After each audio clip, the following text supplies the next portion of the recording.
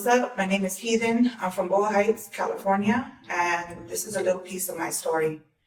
I grew up with my mother, but early age, like elementary, I had my grandparents and my tias. And before I get into some things, I really want to say that sometimes you can have a parent or a guardian who is a drug addict or a criminal, and that doesn't mean that they didn't love you. So I want to first of all give my gratitude to my family, because if it wasn't for them showing me love genuinely, I wouldn't know how to love, for example, my son today or my husband the way that I do. So even despite the things that we went through, I want to first of all say that to my mother, rest in peace. So in the home, there was a lot of things I was subjected to from a very, very young age.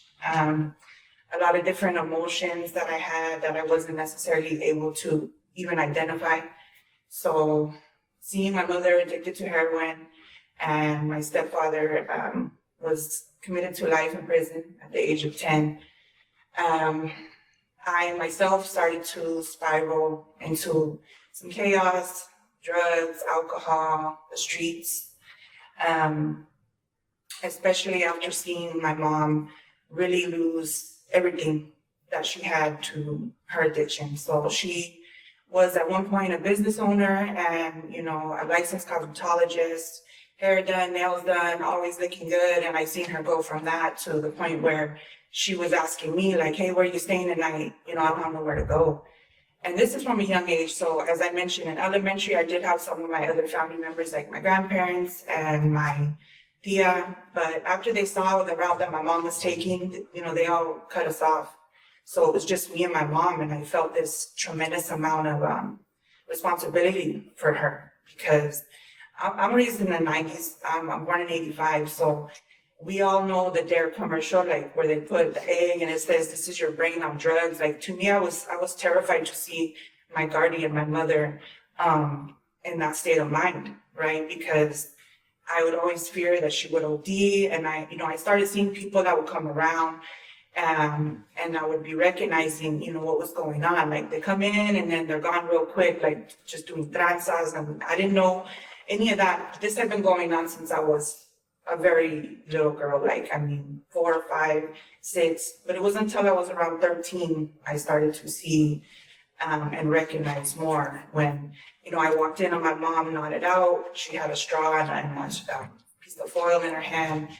And the next day somebody come by, and we lived in Breed in Boyle Heights, so we had one bedroom, and my mom always gave me the bedroom. She slept in the living room.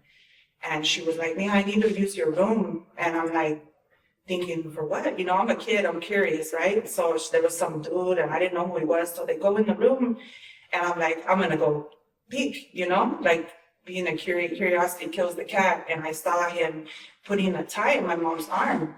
And I was just like, what the fuck? Like, from there, I remember was when I first started to get further and further away from myself. The fear that I felt, the anger, the frustration, the sadness, like all of these emotions, I couldn't hang with them. So I started to use drugs myself, and just go towards the streets, more or less. I knew that I needed to help my mom with money. So I eventually saw that she was struggling to pay the rent. So I took myself the initiative to go downtown, because everybody knows, like, everything is down there. You can get whatever you want, from crack to heroin to weed. So I took it, I had always seen my mom, doing little tranzas, hustling, right? And when we were growing up, the difference between this generation I see and mine, what we didn't have was like the TikToks or the Instagrams, having that be a hustle.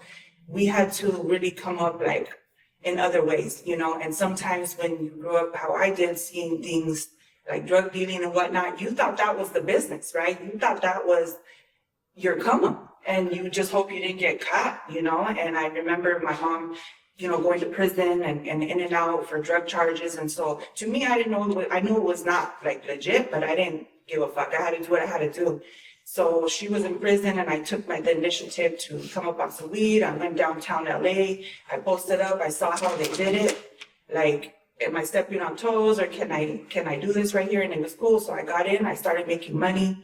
And I was able to keep up the rent while my mom was in prison, but eventually we ended up losing that place. And in the meantime, with everything that I'm sharing from the age of 14, and this was happened when I was 15, we ended up losing the apartment. I was in and out of juvenile halls. I mean, LP, Central, Silmar, all up and down California, because I ended up going to foster homes when my mom went to prison. So I ended up running from there, committing crimes by just coming up to survive, selling drugs, catching cases. Majority of my youth was on the run. And eventually at 17, I ended up in the youth authority, and I stayed there until I was a young adult. I went in at 17 and I paroled at 21. And, you know, at that time, I did a lot of thinking about what it was that I was doing, where I was going to go with my life. You know, my mom during this whole entire period of time was still using heroin. Everyone around me was either an addict, a gang member, a criminal. You know, this is what I seen, this is what I knew. And by 14, I had that mentality like, it's fuck it, you know, I'm on my fuck it. And I used to not know what that meant really, because I had all these emotions that I was not knowing how to identify, just running from things. So, you know, now at 39, I can actually identify with these emotions that I had. And I'm raising a son who is now 15, and I'm looking at where I was at his age, and my heart breaks because I can't imagine him going through those emotions that I was experiencing. You know, I've had to break a lot of generational curses. I have 20 years sober. I have not been incarcerated in over 2 decades. My son has never been arrested. He's never even smoked a joint. You know, he's an honorable student. So to me, that makes me proud, because I was, you know, kind of following the lead of my family. So, and not only that, next to that, you know, he is autistic. So I have to really be present. I have to be sure that I am guiding him correctly. And a lot of times we don't understand when we're youngsters. We don't have the guidance. We don't have any structure. So we just go on our fuck it. And really, fuck it, what is that, right? It's really susto, or like in English, it's a soul loss. You're moving further and further away from yourself because of all the trauma that you've had either in your childhood or in your teenage years. And now into my adulthood, I'm able to actually finally start to begin identifying and working towards healing, and reparenting myself and coming to understand myself better. I have experienced homelessness with my child, though nothing is ever, for me anyways, just handed to me. So I've always, had to utilize my resources. And having, really come from nothing. Like, I don't have any family now. My mother has passed away, as I shared in the beginning. And my other family had cut me off when they saw her moving into her addiction. So, coming out from poverty and not having the same opportunities that a lot of people have when I was growing up, I have to try to make the way for my son now. And even if I'm not able to give him the world, at least I feel proud that I give him the guidance and the structure and the support that I didn't have, so he doesn't have to experience certain things that I did. As I mentioned, he is autistic, and that's challenging in itself. So I just wanted to share a few resources for anybody that might have an autistic child, because I would appreciate if they were shared with me had they not been. So Regional Center has been one that I utilized and able to get him the services that he needs in order to get the support that I need as his mother, to be able to parent him the best that I can. And for anybody who might feel like, whatever your childhood traumas or whatever you went through as an adolescent, it doesn't make up the sum of your life. Sometimes I get down about it, but I finally come to accept that I had underlying issues and I have to dig them up. I had to get to the roots of what led me down the path that I was on. And I don't think I mentioned, I was addicted to crystal meth by the age of 15. I dropped out of high school. I was on Skid Row by the time I was 16 years old. I started smoking P-Dogs, and then eventually it led into smoking Coke. And yeah, Skid Row, right? People drive by and want to get the fuck out of there. You know what I mean? It's hectic. This was, somewhat over 20 years ago, but I remember I mentioned also I was in the youth authority. So by the time I was 20, having been through so much, being a drug addict and been in the streets and, living that life. By the time I was 20 years old, about to parole, I was already thinking about, like, I'm burnt out. I need to try something else for myself and, just see another route. So when I did ended up paroling, I maxed out and I went to my mom's house, and I didn't know really how to go about going down a different route, but I knew that I had to. But when I got there and everybody was still using drugs and still on that same tip, it was somewhat discouraging, but I didn't let it prevent me from doing something with myself. I had to show up for myself. So even if you're all you got, you're the only person that can reel you out of these situations, you can totally do it. Just believe in yourself and keep it fucking pushing, because no one's gonna do it for you, and even all these people around you, like I grew up in group homes, foster homes, the halls, the youth authority. I had all these staff or counselors, right? And they want to tell you, do this and do that. But if you're not receiving of those messages and that encouragement, it's when you're ready. You have to be, your own source, in my opinion. Even if you put your faith in something and you pray, you got to believe in what you're praying for, right? So when I took that initiative, I enrolled in college.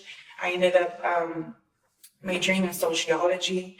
And that's what brings me to, do podcasts like this today to share just, a message for those who are receptive of it.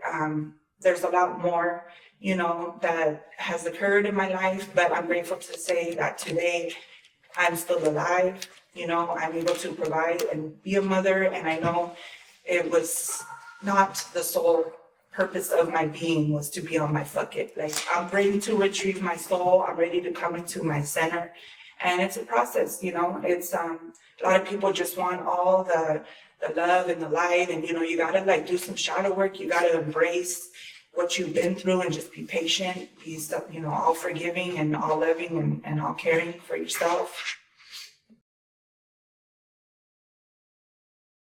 All right, so let me just regroup for a second, because that was a lot that I shared, and I kind of want to elaborate a little further on some things where my life really began to take some changes. As I said, I paroled, I maxed out, I no longer had probation, I no longer had an active drug addiction, and I had no guidance really as far as where I wanted to go, but I knew I had to do something different. So I ended up enrolling in college.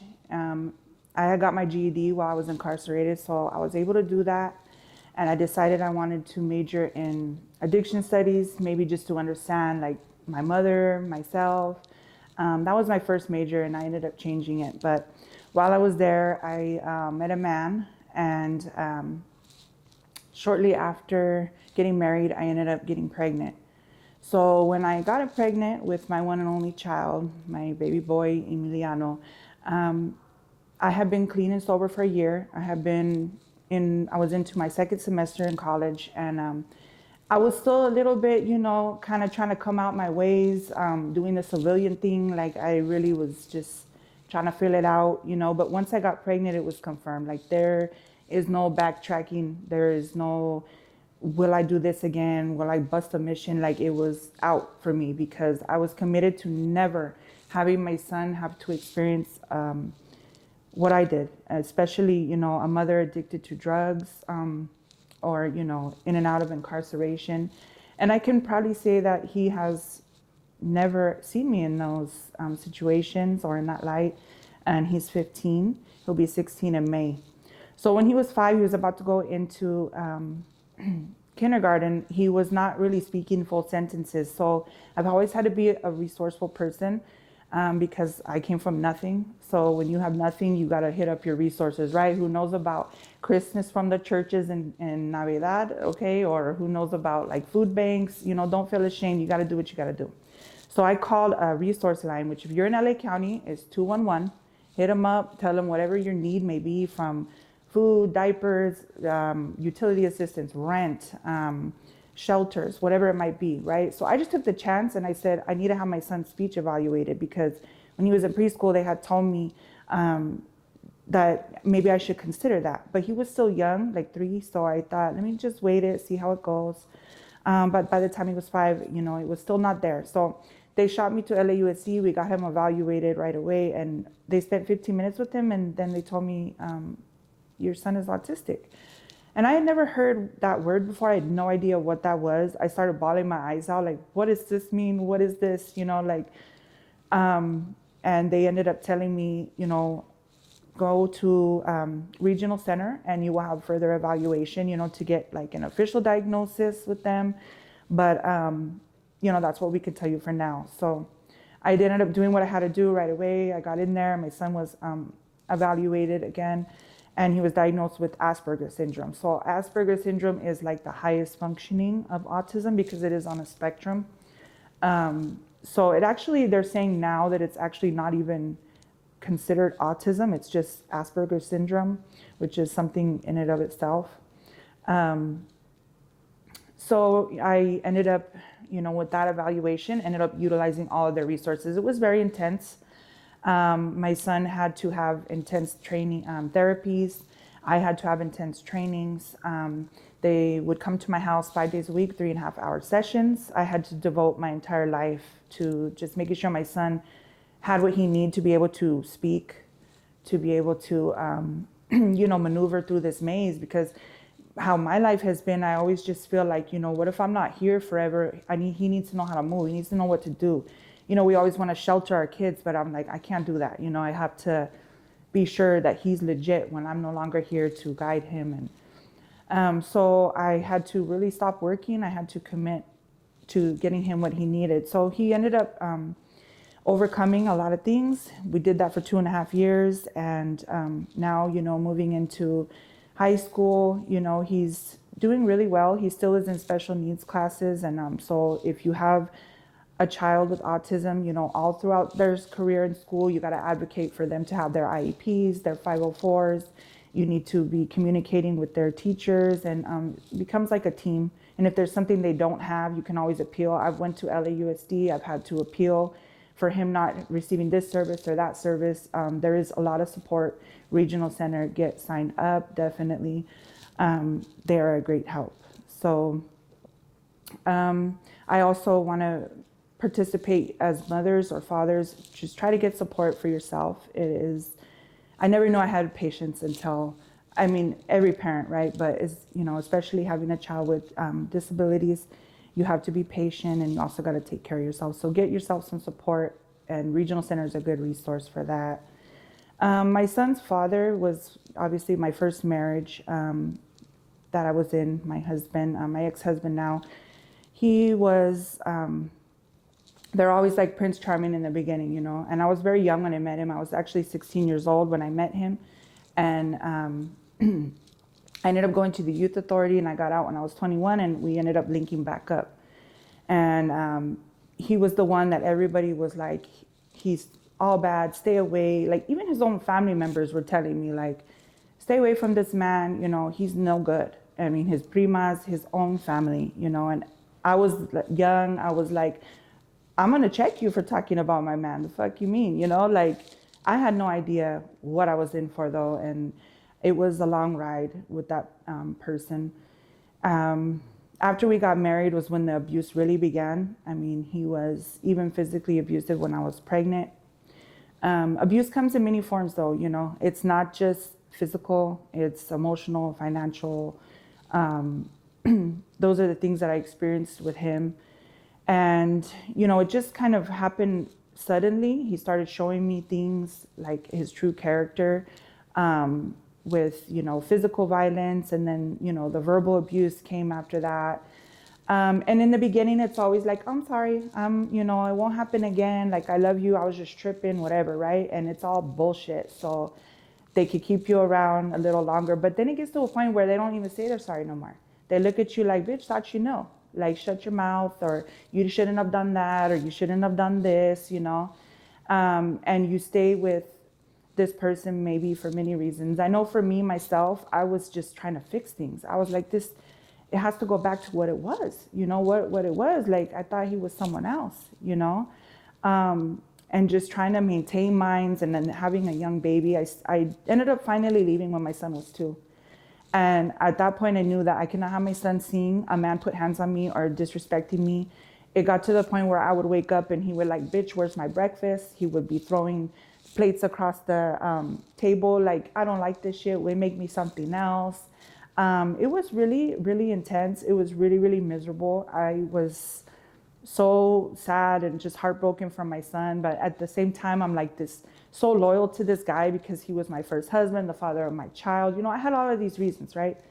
But eventually I dipped, and I knew when I left, I was not going to go back, and I had to keep it pushing and find my way.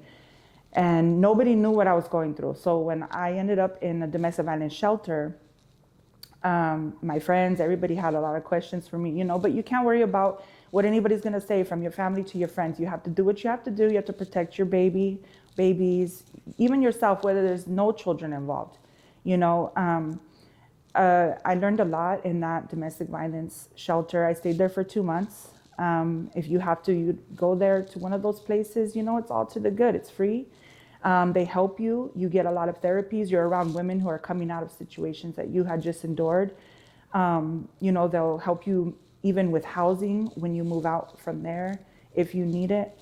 And I'm really grateful for that place. It helped me to understand, begin to understand a little bit more about myself. Why did I allow myself to be treated that way? How does a person even come to treat someone that way? Trying to understand the abuser, you need to understand that it has nothing to do with you. That is him. It's all him. You are lovable. You are, anything that any man could ever want, no matter how low they might have made you feel or how worthless they might have made you feel. So you have to kind of learn yourself again. By the time I was at this shelter, I was already 26 years old. I left everything, right? Because when I told him I'm leaving, he was like, oh, the fuck you are not, and he tried to really hold me hostage. I left my apartment. I left my car. I left everything I had. I had to start over. I went from having, all of that to renting a room. I had to drop out of college. I went to my first day of school, and I had my 2-year-old with me because he was my childcare, honestly. He was never abusive to my son. I do want to say that. He was, as weird as it might sound, he was a good father, but he wasn't in the sense of what he was subjecting my son to, but he did treat his child well. So I did trust him to care for him, at that point in time. And I asked my professor that day, can I please stay here because I have no one to watch my child. I'm trying to get this sorted through. And he ended up kicking me out about 15 minutes through. I had a 2-year-old, you know what I mean? They make noise, they do what they do. I guess he felt I was disrupting the course. And I wasn't able to go to school for a few months. I had to look for a place. I had to start my whole life over, but I'm elaborating on that because you can do it. I now have everything I had again and more, and the blessings have just came to me, so don't let anything be discouraging. I didn't know what I was going to do. I was laying in a bunk bed in the shelter with 4 other women, and me and my son had to share the bed. And I was like, no matter what, Papa, I'm going to take care of you. I'm going to figure it out. So fast forward, I'm now 39 years old, and I'm doing that, even to get, to school or whatever. I had, no childcare, as I said, when I left him. My mom was really in the mix, and I was sober. So honestly, I want to mention, being sober, even if it's your mother, your father, when it comes to being addicted, if you have to cut people out of your life, you have to do it. I couldn't have that around me because I was now a mother. And when I paroled, me and my husband, we jumped the state. And I left for about 5 years. And when I decided to come back, my son was 5, I was already divorced. And I went downtown LA before I made that decision because, as I said, I had been addicted before, and I wanted to test my waters. I had to make sure I was solid. I left for 5 years, and I came back, and it was all good. So I made the move, I settled in.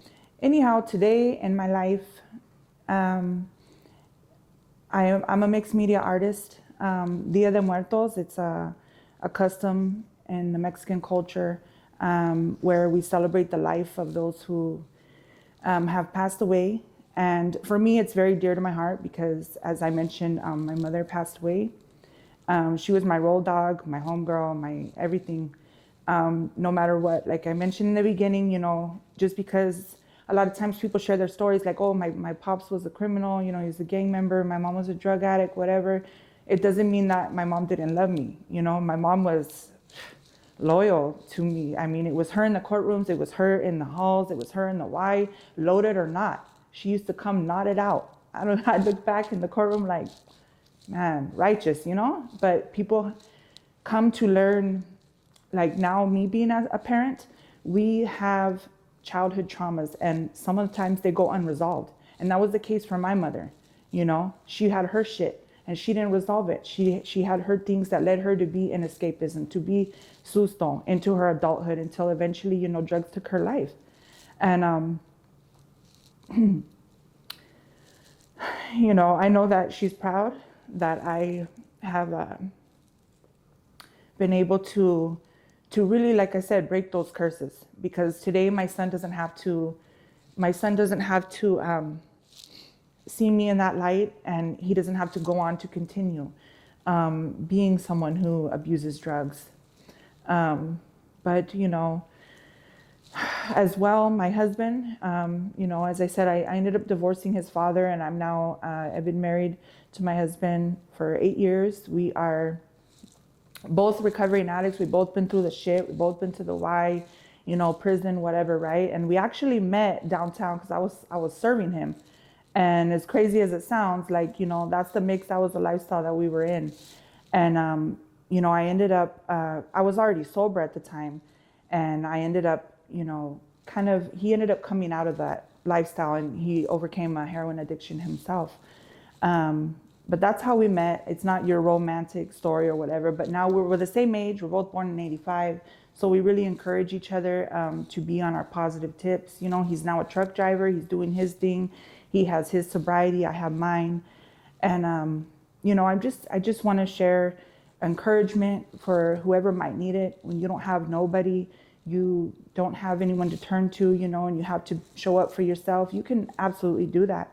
You can absolutely do that. And, I really want to express creative healing and to understand yourself. First of all, accept where you're at, and understand things that you have been through and that you can overcome them through many different ways. I've been through a lot of counseling. I've been through a lot of different types of therapies. A lot of people are ashamed to do that, or it's not really encouraged, because you just got to thug shit out. But, do whatever you got to do. Dig to the roots of whatever is keeping you, stagnant and keeping you from having the growth that you need to get to wherever you want to be. We just want peace, right? We've been through a lot. And I think that creative healing has definitely been my outlet. So I'm a mixed media artist. As I was saying, Dia de Muertos is dear to my heart. I create Catherine headpieces and accessories. That's something that I do to honor my mother and also my other family members who have passed and our ancestors as well. So if you can find outlets, because for me, I no longer go to therapy, but I create something every day. And to me, it really brings me peace. And I'm grateful for that, Anyways, I'm LA Heathen. You can find me on IG right there. And thanks for hearing my story. 80s baby off the liquor brain tour. It's funk, let's settle the score. I ain't never gave a man fuck ever since I was a young boy. Been down on my luck. 80s baby off the liquor brain tour. It's funk, let's settle the score. I ain't never gave a man fuck ever since I was a young boy. Been down on my luck. Been mobbing streets aimless, in too deep, rob a motherfucker shameless. Hit endo to feel the painless. Best believe it's an issue, I'm oppressed. Good where I going like you nameless. Pounding free is only way I know, kill the stress. Straight out of Cali, wild, wild west. Shattered dreams, no diplomas, no degrees. Me and Heathen to put pays on the beams. Crimies on the scheme, thugging in my jeans. Wasted days, wasted nights, marinating in the Wacolet. Causing kites, dodging flashing lights through the night. All talk, no flight, catch his fist on sight.